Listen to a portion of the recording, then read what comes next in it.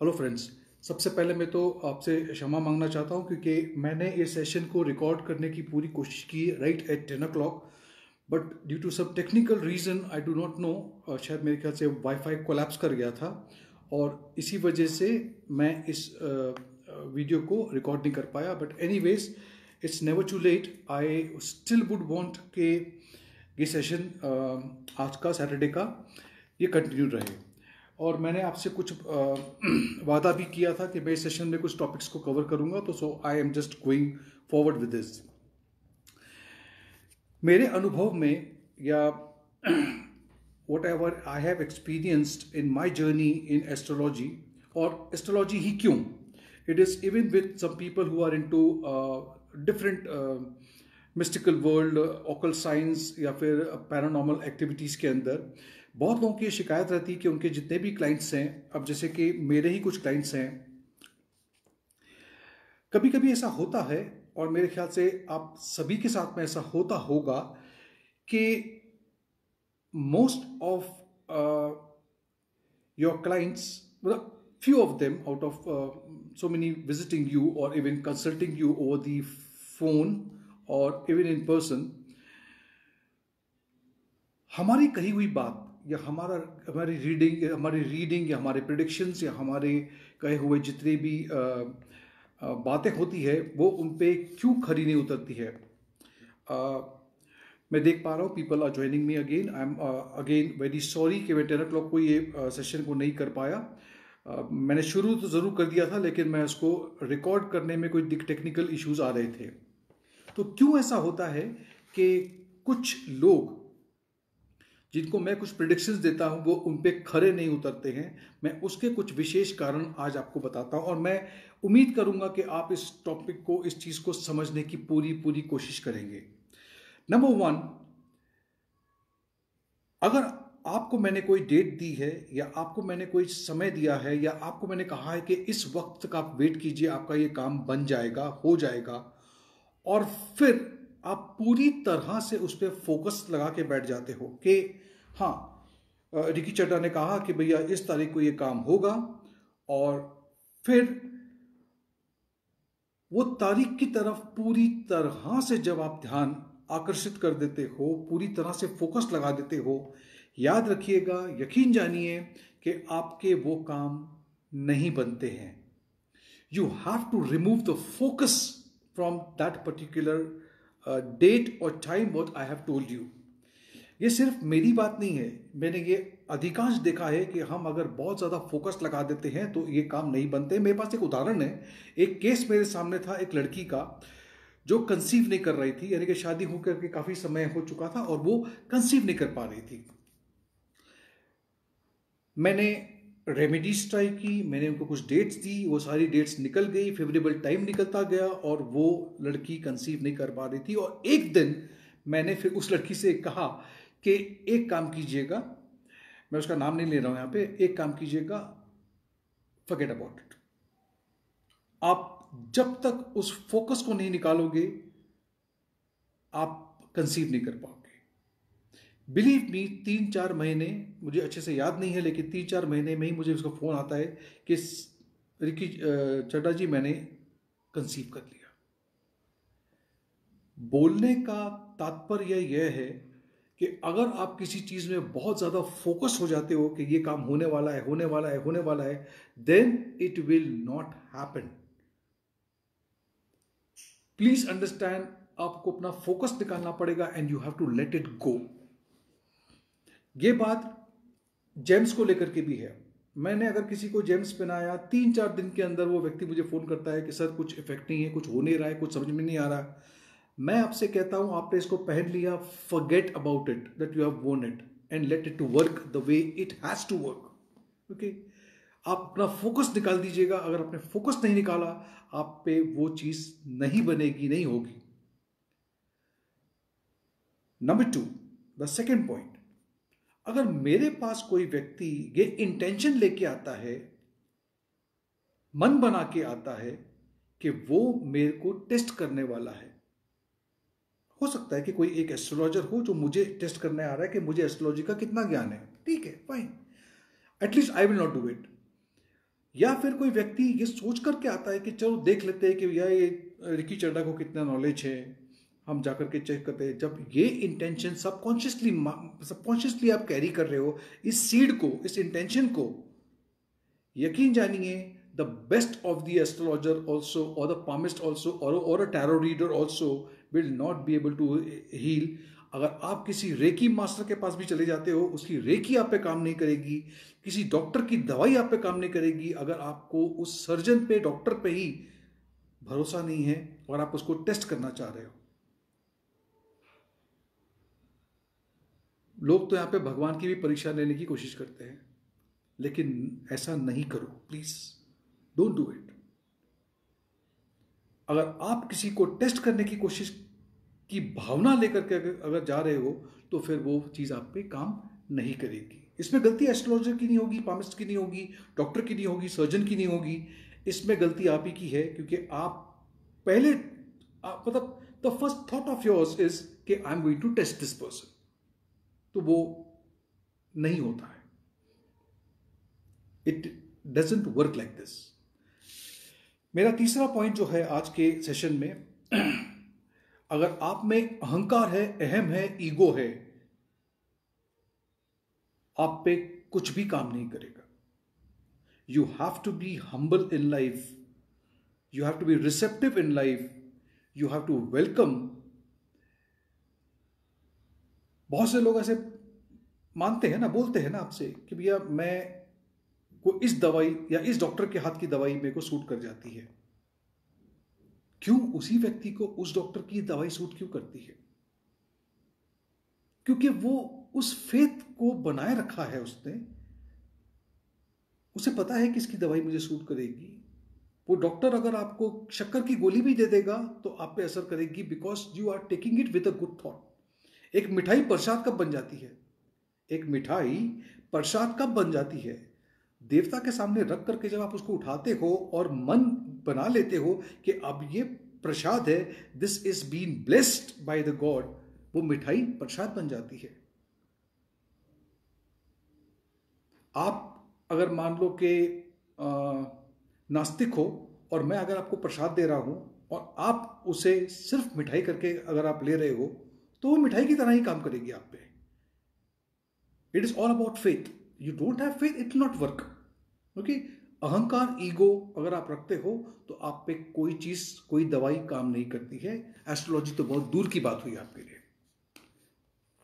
दूसरी बात, before I am keeping the session a little short because पूरा आज हौच पौच हो गया है।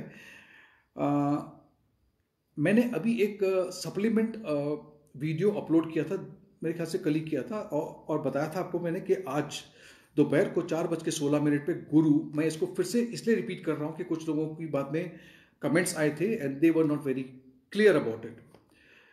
आज दोपहर को शाम को 4:16 पे गुरु, जो कि अभी तक दोपहर से शाम से पहले वो एक नक्षत्र में थे, मूला नक्षत्र में, वह अब प्रवेश कर गए हैं नक्षत्र जिसका नाम है पूर्वा आषाढ़ा नक्षत्र, जिसके जो नक्षत्र के देवता या मालिक जो भी हैं वो है वीनस यानी कि शुक्र। यहां पर मैं देख पा रहा हूं कि अब गुरु काफी कुछ चीजें रिलेशनशिप में, शादी में, मैरिजेस के अंदर डिस्प्यूट्स अगर हैं तो वो डिस्प्यूट्स को रिजॉल्व कर रहेंगे। मैंने ये भी आपको बता दूं मैं कि मैंने 3 डेट्स की बात उस वीडियो में कही थी, क्योंकि अभी मैं लाइव सेशन पे हूं तो मैं एक्सप्लेन कर पाऊंगा आपको। मैंने आपसे कहा था कि 17 दिसंबर को सूर्य यानी कि सन, जो कि कारक है, सिग्निफिकेटर है of ego, politics, government, success, fame, name, okay, इन सब के जो कारक है वो अब जाकर के धनु राशि में 17 को प्रवेश कर गए थे। लेकिन हुआ क्या था, ठीक उसी राशि में यानी कि धनु राशि में, जो आज भी वहां पर शनिदेव हैं, केतु हैं, साथ में गुरु भी है। अब केतु और शनि की युति सूर्य के साथ में अच्छी नहीं मानी जाती है। सूर्य और शनि जिस किसी के भी कुंडली में पाए जाते हैं, मैं बहुत ही कन्विक्शन के साथ में, बहुत कॉन्फिडेंस के साथ में ये कह सकता हूँ कि उस व्यक्ति की उसके फादर के साथ में रिलेशन जो है वो थोड़े से स्ट्रेंज रहेंगे, खिंचाव रहेगा, डिफरेंस ऑफ ओपिनियन रहेगा, क्योंकि यहाँ पर दो एनिमी प्लैनेट्स हैं, जबकि सूर्य के पुत्र ही हैं शनिदेव, लेकिन आपस में इनकी मित्रता बिल्कुल भी नहीं है। और ये भी बता दूं कि क्योंकि जब सूर्य अपने दुश्मन तो नहीं कहूँगा, बेटा ही है, लेकिन फिर भी एनिमी है, जब उसमें उतरते हैं, यानी कि मकर राशि में उतरते हैं, इसी वजह से हम 14 ऑफ जनवरी को संक्रांति मनाते हैं। संक्रांति हर महीने होती है, लेकिन उसे मकर संक्रांति इसलिए कहते हैं क्योंकि सूर्य उस राशि में उतरते हैं। और ये भी बता दूं कि वहां पर मकर संक्रांति के महीने में ये मेरा अनुभव है, मैं फिर से कोई डिबेट में, किसी कंट्रोवर्सी में नहीं उतरना चाहता हूं, मैंने देखा है कि मकर राशि में उतरते ही संक्रांति के बाद बहुत सी फैमिलीज में, बहुत से लोगों को, देश में भी, पॉलिटिक्स में भी बहुत कुछ उथल पुथल हमेशा होती है, क्योंकि सूर्य का उस राशि में उतरना अच्छा नहीं माना जाता है। हम सिर्फ इस बात को याद रखते हैं कि मकर संक्रांति है। नाउ नेक्स्ट, फिर मैंने आपसे कहा था दिसंबर के महीने में 25 तारीख को 6 ग्रह एक साथ में बैठ रहे हैं और 26 तारीख को सूर्य ग्रहण था।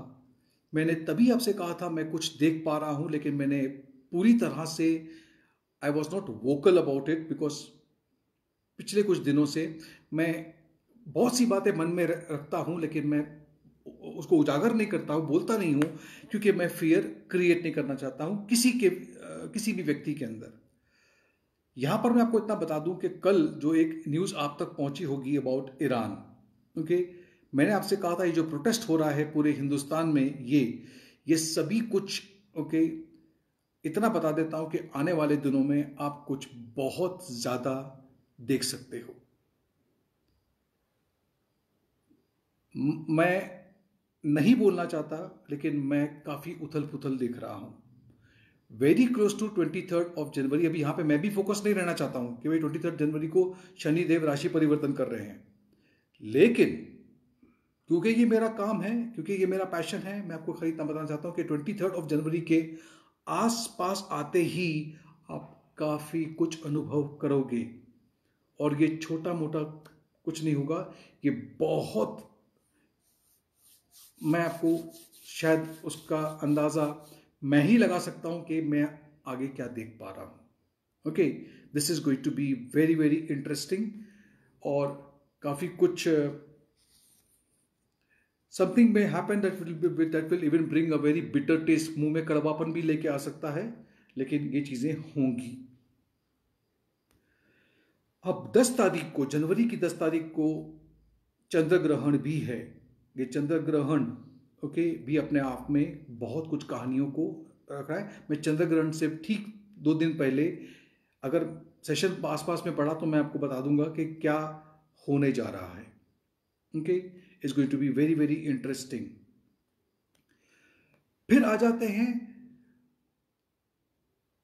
मैं आपको इतना बता दूं कि कन्या राशि यानी कि वर्गो और टॉरस राशि यानी कि वृषभ राशि, ये 2 राशियों के ऊपर 23 के बाद में एक वर्गो पे से कंटका शनि यानी कि चौथे घर के शनि उतर रहे हैं, और वृषभ राशि पे से यानी कि टॉरियंस के ऊपर से अष्टम शनि उतर रहे हैं। उसी समय 24 ऑफ जनवरी को मिथुन राशि के ऊपर अष्टम शनि लग रहे हैं, और तुला राशि के ऊपर, जो मैं सभी राशियों की बात कर रहा हूं जो मून साइन है प्लीज, और जो तुला राशि है उनके ऊपर कंटका शनि लग रहे हैं।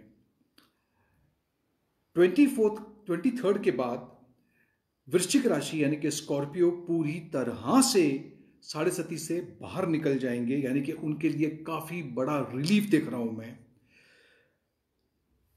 सैजिटेरियस यानी कि धनु राशि के आखिरी चरण शुरू हो जाएगा 7.5 का, जो हमेशा मैंने देखा है has been always very very good. और जब मैं वेरी गुड कहता हूँ मतलब आपके काफ़ी कुछ काम जो अटके हुए थे पिछले 5 साल से, जो आप बिल्कुल उलझन में थे, वो उलझने आपकी दूर होती हुई मैं आपको बहुत कन्विक्शन से कह सकता हूँ कि मैं आपके लिए समय अच्छा देख रहा हूँ। हाँ, यहाँ पर मैं ये भी एग्री करूँगा कि मकर राशि के लिए साढ़े सती का पीक, यानी कि सबसे ऊंचे स्तर की साढ़े सती उन पे लग जाती है, वो लगेगी 24 जनवरी के बाद। अब यहां पर आपको ये भी बता दूं कि क्योंकि शनिदेव अपने घर में आ रहे हैं, खुद के घर में आ रहे हैं, तो because is a karmic planet, karma is going to play the major role in your life. आपका कुछ भी जो भी आप कर रहे हैं, प्लीज बिलीव मी, बहुत संभाल के कीजिएगा, बिकॉज शनिदेव पूरी तरह से फुल स्ट्रेंथ में और ताकत में है, वो वहीं के वहीं इंसाफ करेंगे। मैं ये भी देख रहा हूं क्योंकि कैप्रिकॉर्न इज मतलब काल पुरुष की कुंडली में it's a 10th house. Okay, 10th house is a कार्मिक स्थान। Okay, Shanidev is a significator of subordinates, employees, मजदूर, लेबर, इनके ये कारक माने जाते हैं। तो शनिदेव को जब पूरी तरह से बल प्राप्त होगा, क्योंकि अपने घर में ही है वो, आप देखोगे कि ये जो सेक्टर है, ये जो एम्प्लॉइज हैं, ओके, उनको लेकर के काफी कुछ होने जा रहा है। फाइन, मैंने आपसे कहा था पिछले 2.5 साल से शनिदेव जहां पर धनु राशि में थे, स्पिरिचुअल साइन था, जहां पे it was a sign of judgements, जजेस, लॉयर्स, फिर स्पिरिचुअलिज्म, प्रीस्ट, पंडित, जो भी लोग थे, ओके, आपने उनके साथ में भी क्या हुआ ये भी आपने देख लिया होगा। ओके, सो आने वाले समय में मैं ऐसे कुछ वीडियोस अपलोड कर रहा हूं जहां पे मैं और क्लैरिफिकेशन देने की कोशिश करूंगा। And I am once again, before I end this session, I am extremely sorry and I 1000 apologies from my side कि मैं 10 बजे शार्प सेशन को शुरू नहीं कर पाया।